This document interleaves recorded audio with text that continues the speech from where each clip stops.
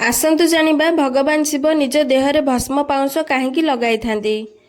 ता पूर्वर आपण जदि आम चैनल नुआ आसी तेबे चैनल को सब्सक्राइब कर दियंतु। दिने माता पार्वती शिवंक सह वार्तालाप करुथिले। हठात माता पार्वती मनरे प्रश्न आसिला।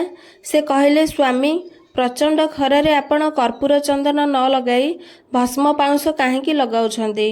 यह शुणी भगवान शिव हसी कहती, देवी मो भक्तर स्मृति रे मु एही पाउंस लगाउछि।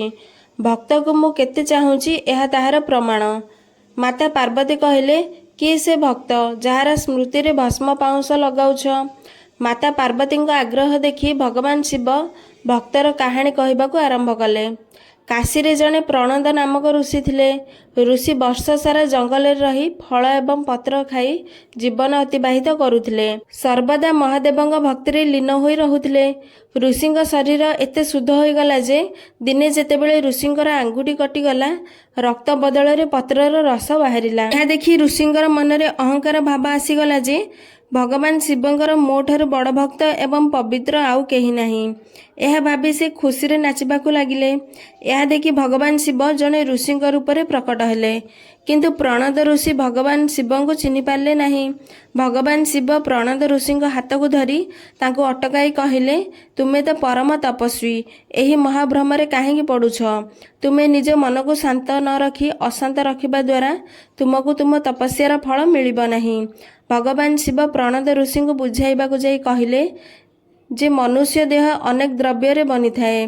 ता भितरे रक्त नाली किंबा नील भी होई थाए। किंतु रक्त नील होई गला सेथिबे गर्व कर नाही प्रणद। जेतेबेले सबु किछि जळी जाय थाए गछ पत्र एवं मनुष्यर शरीर सेतेबेले केवल पाउंस ही रही जाय थाए। एही संसार रे सबुठारु पवित्र जिनिस हैला पाउंस। यह कही महादेव एक छुरी रे निज आंगुठी को काटी देले। किंतु महादेवंक आंगुठी रु रक्त बदल रे भस्म पाउंस बाहरिला। यह देखि प्रणद ऋषि बुझी पारिले जे ए कौनसी साधारण साधु नुहंती, स्वयं भगवान शिव अटंती। प्रणद ऋषि अहंकार भांगीगला। से भगवान शिवंकर पाद तले पड़ी क्षमा मागिले। प्रभु मु मूर्ख अज्ञान आपण को जानी पारली नहीं। यह कही प्रणद ऋषि कांदी कांदी आखिरु लुह गड़ाइले। ऋषिंक लुहरे भगवान शिवंकर पाद धोई हो गला। ऋषि निजको भगवान शिवंक पाखरे समर्पित करदेले। यह परे महादेव कहले, हे ऋषि प्रणद, मु तुम भक्ति रे संतुष्ट। मु तुमको आशीर्वाद देउछि जे तुमर एही साधना एही कीर्ति सबुबेले अमर होई रहिबो। मु आजि ठारु निज शरीर रे पाउंसर लेप लगाई भक्तर मान रखिबी। भक्तर मान रखिबा पई सेही दिन ठारु भगवान शिव चंदन कर्पूर को त्याग करी शरीर रे पाउंस लगांती। आज मध्य उज्जैन रो महाकाल मंदिर रे भस्म पाउंसर आळती करा जाए एवं काशीर मणिकर्णिका घाट रे होली रंग रे न खेली पाउंस रे खेला जाए। यार अन्य एक प्राचीन कथा मध्य रहिछि। शिव पुराण रे वर्णित जे जेतेबेले भगवान शिव एवं माता सती को दक्ष राजा यज्ञ को निमंत्रित न मिलिबारु माता सती क्रोध रे आसी निजको यज्ञ रे आत्माहुति देई देइथिले।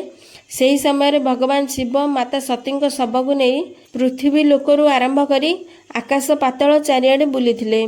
भगवान विष्णु भगवान शिवंकर एही अवस्था देखि सही न पारी माता सती को शरीर को भस्म करी पाउंस करदेले। महादेव माता सती जगार पाउंस देखि माता सती को मने पकाई सेही पाउंस को निज देहरे बोलिथिले। आज मध्य शिवलिंग रे भस्म पाउंस को चढ़ाइबा द्वारा भक्तर समस्त मनोकामना पूर्ण होइथाए।